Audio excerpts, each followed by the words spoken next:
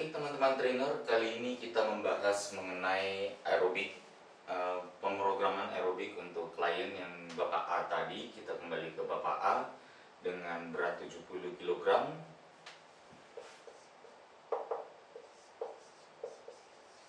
dan kadar lemak 30% dengan komitmen latihan 3 kali per minggu. Dengan informasi ini kita bisa mengetahui bahwa ternyata, atau dengan usia juga, usianya adalah 40 tahun. Dengan informasi ini kita coba buat satu program latihan untuk Bapak A atau klien A kita. Kali kita dapatkan adalah langkah pertama adalah mengetahui 100% dari setiap orang yang rata-rata kita ambil berdasarkan patokan usia, yaitu 220 dikurangi usia atau dikurangi umur.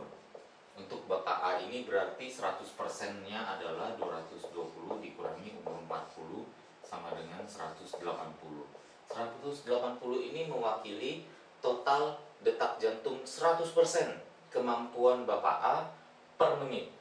Total jumlah detak jantung per menit yang si Bapak A boleh capai atau bisa capai berdasarkan kemampuan umur beliau di 40 tahun. Kemampuan jantung memompa, jatah pompa per detik 100% bagi Bapak A dengan usia 40 tahun adalah 180 detak per menit.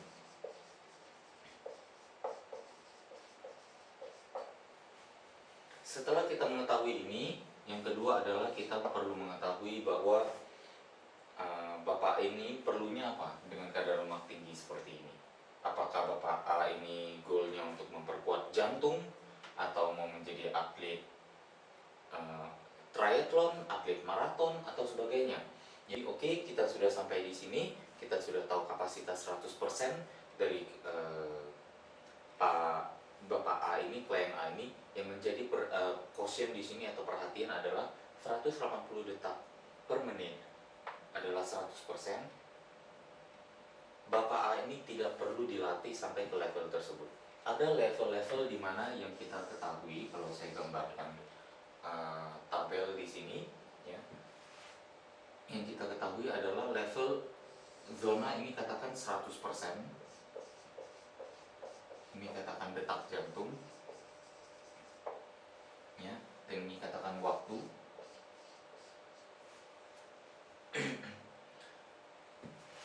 Zona pembakaran lemak tempat si Bapak A ini bekerja atau perlu capai selama berolahraga adalah antara 60% sampai 80% dari total 100%, total maksimum. Jadi ini yang dinamakan fat burning zone.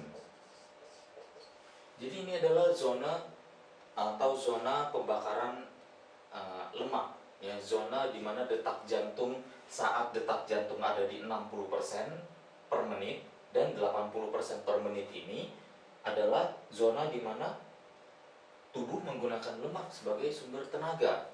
Jadi kalau kita mau bawa Bapak A untuk bisa mengakses lemaknya, syaratnya adalah tadi apa? Energi gula rendah dengan tangki gula yang sudah rendah ini, melalui proses latihan beban dan proses sistem badannya yang memang membakar gula karena lemaknya tinggi, akan membantu menurunkan energi gula di dalam tubuh, sehingga waktu melakukan aktivitas aerobik lanjutan dari latihan beban itu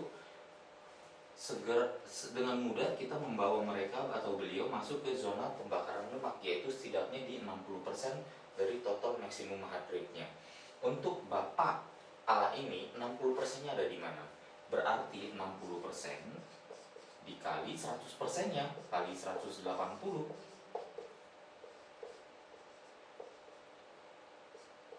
Jadi 60% atau total detak jantung per menit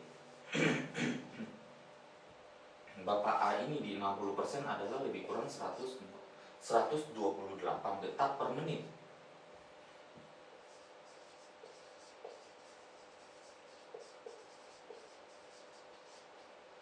%80-nya ya kita hitung aja, yaitu 80% dikali 180 detak per menit, yaitu kita dapatkan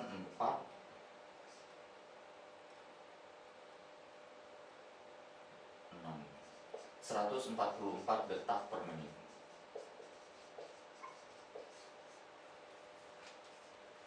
Jadi zona pembakaran lemak dari Bapak A adalah melakukan kardio sesudah latihan beban atau melakukan kardio di pagi hari dengan keadaan perut kosong.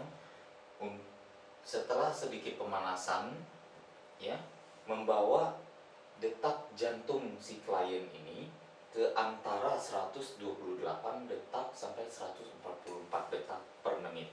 Tapi mengingat Bapak A ini adalah seorang pemula dengan usia konsiderasinya di 40 tahun dan lemaknya 5% di atas kategori gemuk, berarti beliau ini adalah dalam kondisi yang kurang fit sekali untuk melakukan mendekati 80%. Kita bisa berasumsi akan lebih aman bagi beliau untuk berada di antara 60 sampai 70%. Ya, jadi ini merupakan salah satu pengetahuan buat teman-teman agar dijaga. Ya, jangan sampai karena ini fat burning zona saya beri aja interval.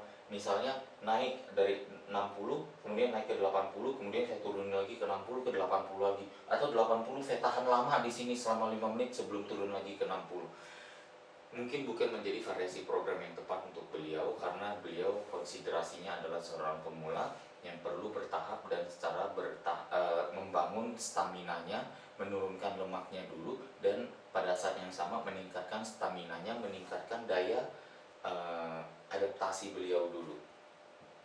Jadi teman-teman perhatikan, makanya kalau bisa kita mengkonsiderasi angka-angka di sini. Sekali lagi, hanya dengan angka ini teman-teman bisa membuat satu program latihan kardio yang sudah lebih akurat lagi untuk kebutuhan si klien. Ya, kemudian sampai di sini apalagi yang kita lakukan? Ya, berarti kita tinggal nanti menentukan berapa lama beliau beraktivitas. Oke, kalau tadi kita sudah bilang kardionya, kalau misalnya setengah jam untuk latihan beban, berarti 30 menit untuk latihan kardio. Latihan kardio ini adalah mencapai lebih kurang, ya setidaknya buat Bapak A, 120 sampai 128, 130 detak per menit. Kalau kita hitung, ya kalau di treadmill bisa ada sensornya, di misalnya cross trainer atau di sepeda statis memang mungkin ada sensornya. Tapi kalau memang melakukan aktivitas lari atau jogging atau ikut kelas 6 bagaimana? Bisa menggunakan jam yang bisa mengukur detak jantung. Kita set detaknya, apabila sudah mulai mencapai atau melebihi, ada bunyi alarm untuk kita perlambat. Atau kita bisa lakukan dengan pengecekan denyut nadi. Ya, pengecekan denyut nadi berarti aktivitas kardionya harus dihentikan sementara, dicek selama 10 detik. Jumlahnya dikalikan 6 karena 1 menit adalah 60 detik. Ya, kita mengukur 10 detik jumlahnya berapa, kita kalikan 6, dan itu akan menjadi salah satu indikator per menitnya kira-kira berapa detak yang tercapai. Atau kalau kita tahu memang ternyata 1 menit 60 detik dan yang dicapai adalah antara 120 detik sampai 130 detak per menit, berarti mungkin detak jantung yang diraih oleh Bapak A ini adalah lebih kurang 2 detak per detik. Ya, 2 detak jantung atau 2 pompa jantung per